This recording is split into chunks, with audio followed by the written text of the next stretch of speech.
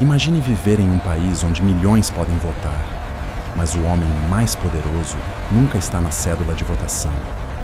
Ele não ascende através da política partidária. Ele não responde ao parlamento. E por décadas, sua autoridade esteve acima de presidentes, leis e eleições. Só como um estudioso religioso se tornou mais poderoso que o próprio Estado?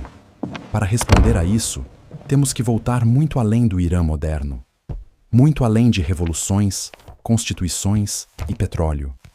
Temos que retornar ao século VII, à morte do profeta Maomé, e a uma pergunta que nunca parou de assombrar o mundo islâmico: quem tinha o direito de liderar depois dele?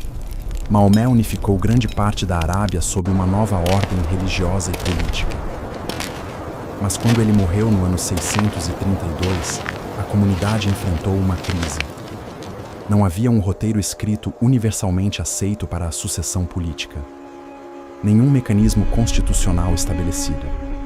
Nenhuma instituição moderna esperando para assumir o controle. Muito rapidamente, duas visões diferentes começaram a tomar forma.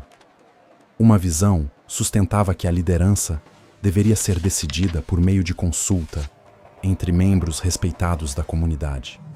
A partir desse entendimento, Abu Bakr, um companheiro próximo de Maomé e seu sogro, tornou-se o primeiro califa, ou sucessor. Mas outra visão via a liderança como algo mais do que governança prática. Para esses crentes, a questão não era simplesmente quem poderia manter a ordem, era quem possuía legitimidade sagrada e de direito. Eles acreditavam que a liderança deveria permanecer na família do profeta, especificamente através de Ali, primo e genro de Maomé, que era casado com Fátima, a filha do profeta. Com o tempo, os apoiadores de Ali ficaram conhecidos como xiitas, de Shi'at Ali, o partido de Ali. Aqueles que seguiram a tradição califal mais ampla acabaram sendo identificados com o Islã sunita. Na época, tratava-se de uma disputa sobre sucessão. Mas a história raramente deixa tais disputas intocadas. Ao longo de gerações, essa divisão se aprofundou em diferenças na teologia, na lei, no ritual e na memória política.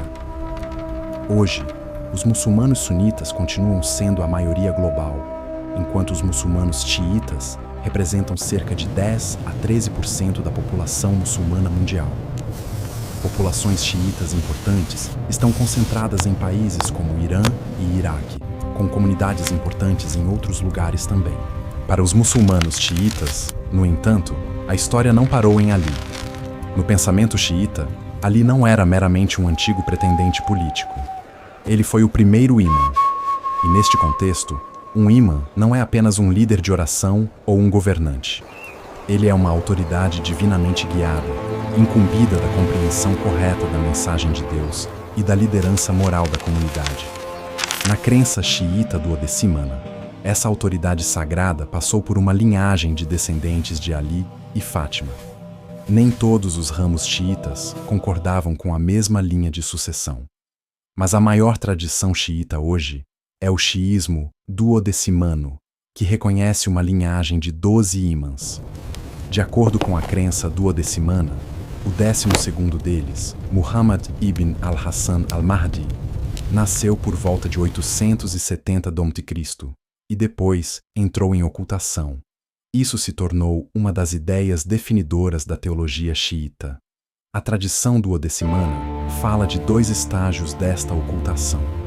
A primeira foi a pequena ocultação, comumente datada de 874 a 941, quando se acreditava que o ímã oculto se comunicava por meio de representantes designados.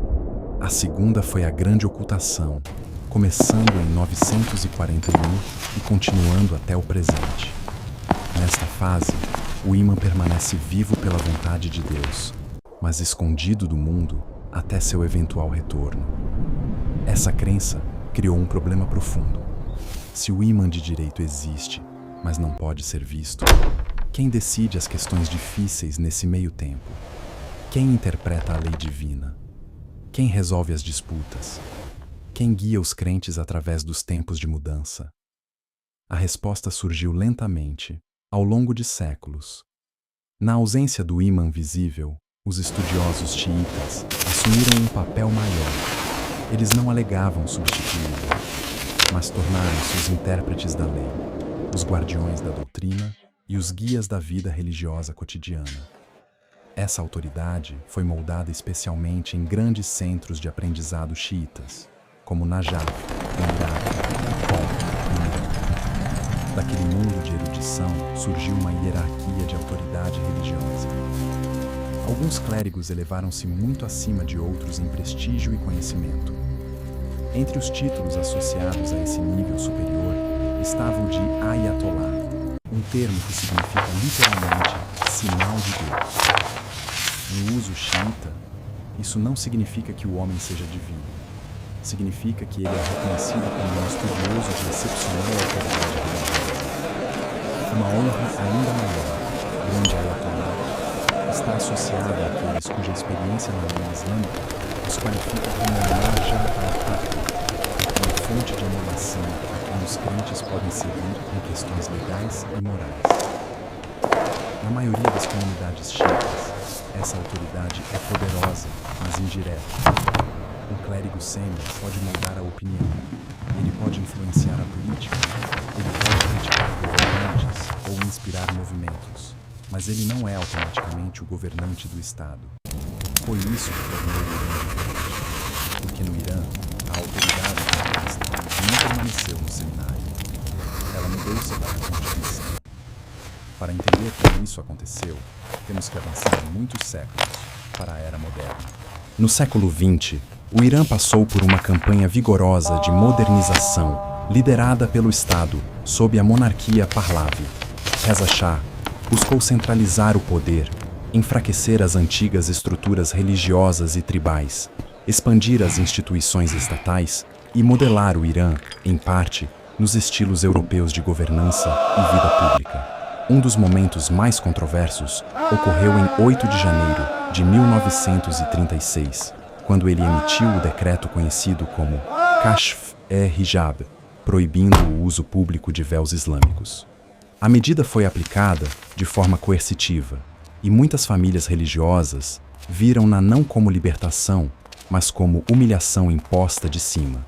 Seu filho, Mohammad Reza Pahlavi, continuou o projeto de modernização mais amplo.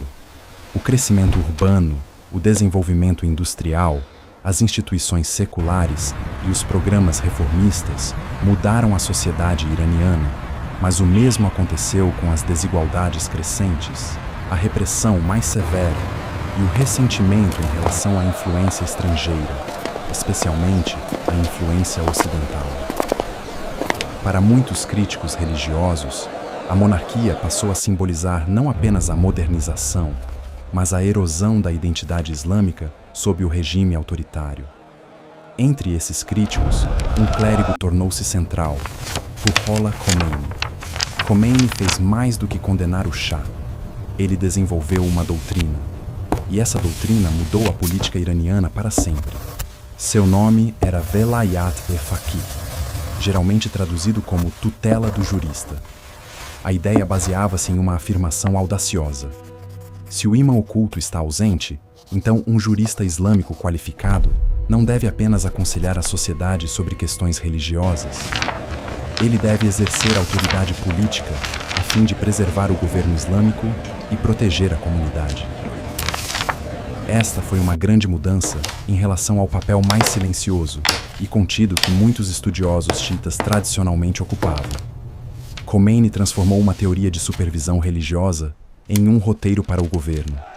À medida que os protestos contra o Shah cresciam no final da década de 1970, a mensagem de Khomeini espalhou-se através de sermões, gravações, escritos, redes religiosas e descontentamento popular. Em 1979, a monarquia ruiu. Um referendo nacional, realizado em 30 e 31 de março de 1979, estabeleceu o Irã como uma república islâmica, e a Constituição adotada naquele ano incorporou o princípio da tutela clerical no próprio Estado. Este novo sistema não aboliu as eleições. O Irã ainda tinha um presidente. ainda tinha um parlamento, ainda realizava votações. Mas acima dessas instituições eleitas estava um cargo superior, o líder supremo.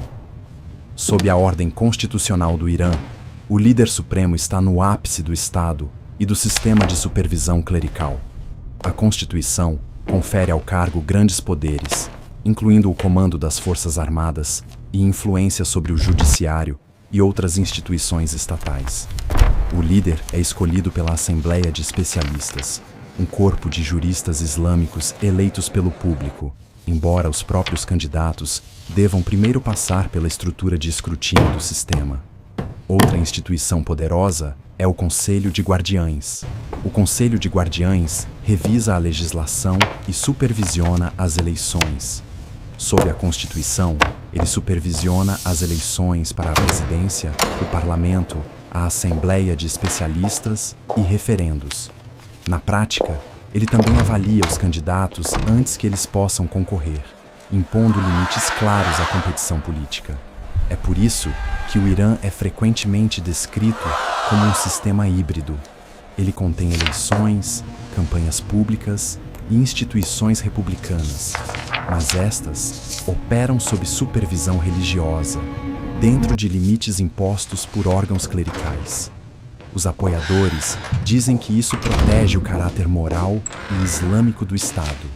Os críticos dizem que isso restringe severamente o pluralismo e a escolha democrática genuína. Quando o Ayatollah Khomeini morreu em 1989, ele foi sucedido como líder supremo por Ali Khamenei. Khamenei então liderou o Irã por mais de 3 décadas, presidindo uma das fases mais consequentes da história da República Islâmica. Ele permaneceu como a figura central no sistema político e ideológico do Irã até o final de fevereiro de 2026. Agora vem a atualização que muda o capítulo final desta história. Em 1º de março de 2026, relatos afirmaram que o Ayatollah Ali Khamenei havia sido morto em ataques dos EUA e de Israel. Sua morte desencadeou apenas a segunda transição de liderança suprema desde a Revolução de 1979. A partir de 2 de março de 2026, o Irã entrou em um período de sucessão, envolvendo um arranjo de liderança provisória, enquanto o próximo líder supremo é escolhido pela Assembleia de Especialistas. Isso significa que a história do Ayatollah no Irã não é apenas histórica. Ela está se desenrolando agora mesmo. O cargo que outrora transformou a erudição religiosa em governo constitucional entrou em um novo e perigoso momento de transição.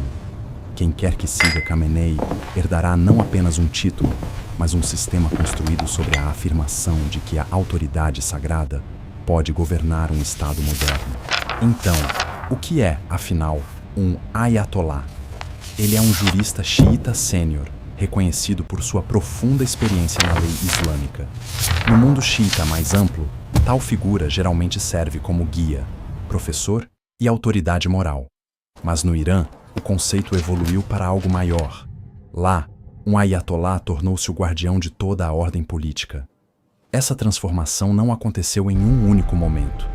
Foi construída ao longo de séculos, da crise de sucessão após a morte de Maomé, a doutrina dos ímãs, a ocultação do ímã oculto, a ascensão dos juristas, a teoria revolucionária de Khomeini e, finalmente, a um Estado moderno onde a teologia e o governo se fundiram. E talvez essa seja a tensão mais profunda de todas. Na crença xiita duodecimana, o guia perfeito de direito ainda não retornou.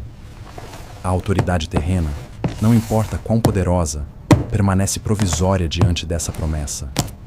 Portanto, mesmo no auge do poder clerical, ainda há uma ausência no centro do sistema, uma espera, uma reivindicação suspensa, um lembrete de que a autoridade final, nesta visão de mundo, pertence não aos governantes da história, mas ao ímã que ainda está por vir. A história muitas vezes nos diz que a religião e a política devem ser estudadas separadamente. O Irã sugere o contrário. Aqui, a teologia tornou-se lei. A lei tornou-se instituições. As instituições moldaram o poder. e o poder remodelou uma nação. É por isso que o Ayatollah não é simplesmente um clérigo, não é simplesmente um estudioso, e no caso do Irã, não é simplesmente um símbolo. Ele tornou-se o guardião de uma ordem política construída sobre a legitimidade sagrada. E agora, com Ali Khamenei morto e uma batalha pela sucessão em andamento, essa ordem entrou em um dos momentos mais incertos de sua história. Obrigado por assistir até o final. Se você gosta de história calma e séria, contada com contexto e clareza, por favor, inscreva-se e junte-se a nós novamente. E se houver outro assunto que você gostaria que explorássemos, deixe-o nos comentários abaixo. Vejo você no próximo vídeo.